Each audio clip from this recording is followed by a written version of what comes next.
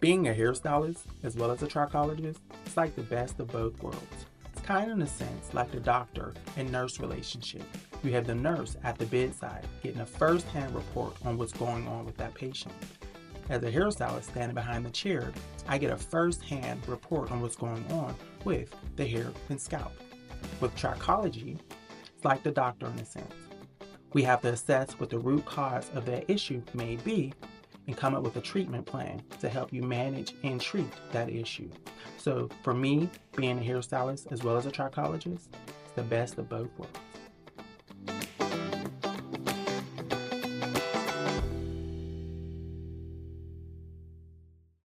That was number 11, so we should be on 12. Yes. Number 12. Question 12. How long will it take to see results from treatment?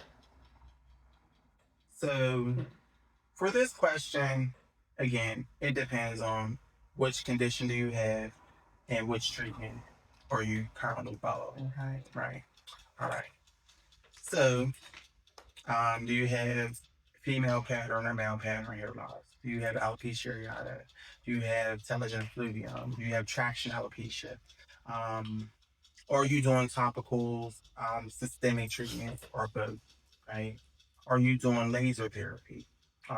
So for me, depending on which treatment, which condition you have and which treatment are you following, will determine how long will it take to see results. Absolutely. So, like genetic hair loss or female pattern or male pattern hair loss, it's a progressive hair loss, and it's always moving, right? Mm-hmm. So if you're not on treatment, it's going to move at its normal course, right? But with treatment, it can slow down and buffer, not necessarily stop, but be halted, right?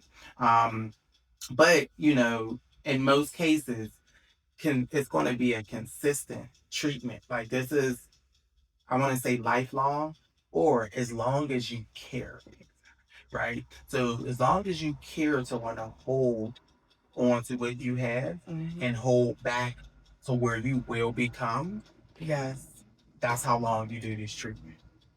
So that's that. Absolutely. Alopecia areata is usually temporary and occasional, right? In terms of its occurrence and treatment. However, it can be very steady and prevalent.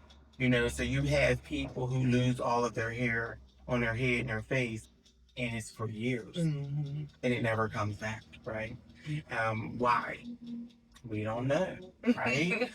But it really depends on the type of alopecia areata and what is causing that. It's an autoimmune condition and a disorder, so we really don't know what is creating that.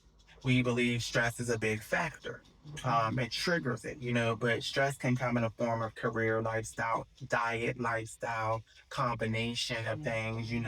It could have been something that happened, and it was a once off, but it was so traumatic that boom, you know, your hair fell out, or your hair went gray, or something like that. So that really determines, on the individual circumstances for each individual person, to how long this will be, or treatment and the course of treatment, and how long it'll take for you to see, results. And then you have like traction alopecia, which can be temporary, can be prevented, and can be not permanent, but it depends mainly on hairstyle choices and frequency. Because if you're someone who's constantly wearing tight braids, tight ponytails, things that are causing tension and stress on that hairline, and this is something else I want to say, it's not always just in the hairline. Right. Sometimes it's in the crown. Oh yeah. But it's wherever you're putting tension and stress, persistent, consistently.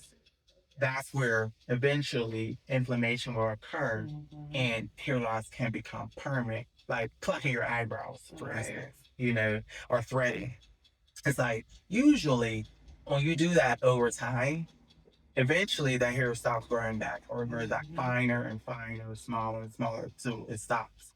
But it's If you do it once, usually you can probably get it to grow back. Say if you're trying to change the shape, Same thing with your hair. That as you continue to pluck it and pull it, eventually it'll stop coming back and it'll become, permanent. So there's like three stages with traction alopecia. And that first stage is yes, you can come back. Second stage, yes, in some possible. Third stage, chances of it becomes scarring alopecia.